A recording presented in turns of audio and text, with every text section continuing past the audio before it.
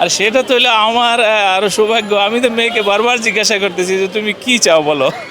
কিন্তু মেয়ে আসলে একটু বলে বাবা তুমি আমার চাওয়ার কিছু নাই, তুমি আমার জন্য দোয়া করবা। মেয়ে আসলে আমাদের খুবই লক্ষ্মী এবং ওর এই ধরনের ও মুখ থেকে বলে না সাধারণত।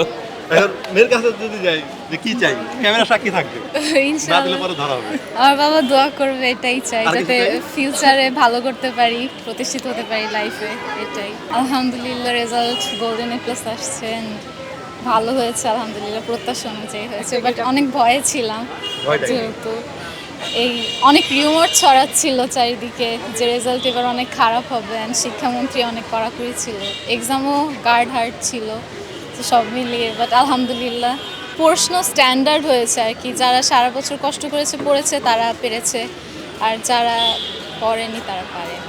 এখন আমরা যারা পড়েছি তাদের কাছে কোয়েশ্চেন স্ট্যান্ডার্ডই ছিল অ্যান্ড বাকিদেরটা তো আমি বলতে পারছি না। ভবিষ্যৎ পরিকল্পনা মেডিকেলে পড়ার ইচ্ছা আছে শুরু থেকেই, বিকার না এখানে কলেজে ইন্টার এখানেই। হ্যাঁ, আমার খুবই ভালো লাগতেছে। আমার মেয়ে ছোটোবেলা থেকে খুবই ট্যালেন্ট ছিল এবং খুব ভালো ও লেখাপড়া মনোযোগী ছিল এবং বাবা মা এবং শিক্ষকদের প্রতি খুব আনুগত্য ছিল। সর্বোপরি আমার খুবই ভালো লাগছে। আমার একেবারেই আমি কনফিডেন্ট ছিলাম আমার মেয়ে ভালো রেজাল্ট করবে, কারণ হলো ও ছোটোবেলা থেকেই ওর প্রতিটা রেজাল্টই খুব ভালো ছিল, কাজেই আমি একটু ওরিড ছিলাম না। আমি সম্পূর্ণ আশাবাদী ছিলাম আমার মেয়ে খুব ভালো রেজাল্ট করবে। ও ছোটো মানুষ তো, ওই যে বিভিন্ন মিডিয়াতে এরকম দেখা, বিভিন্ন মিডিয়াতে যখন যে বিভিন্ন ধরনের একটু রিমার্ক ছড়াইছে, তখন এগুলো দেখে ছোটো মানুষ একটু ভয় পাওয়ার কারণ হইতে পারে।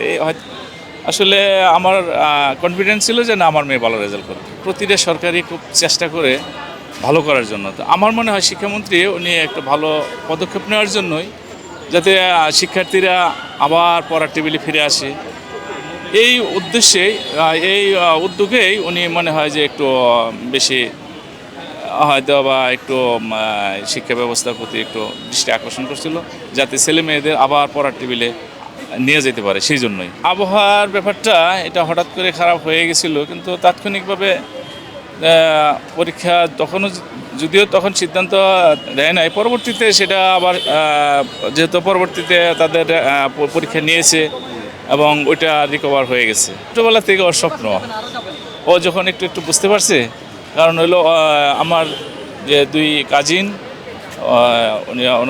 দুই কাজিনই মেডিকেলে লেখাপড়া করছে, ওনারা দুজন ডাক্তার এবং এখন আলহামদুলিল্লাহ ওনারা দুজনে প্রতিষ্ঠিত ডাক্তার। ও আর ফুপুদের অনুসরণ করে অনুপ্রাণিত হয়েছে।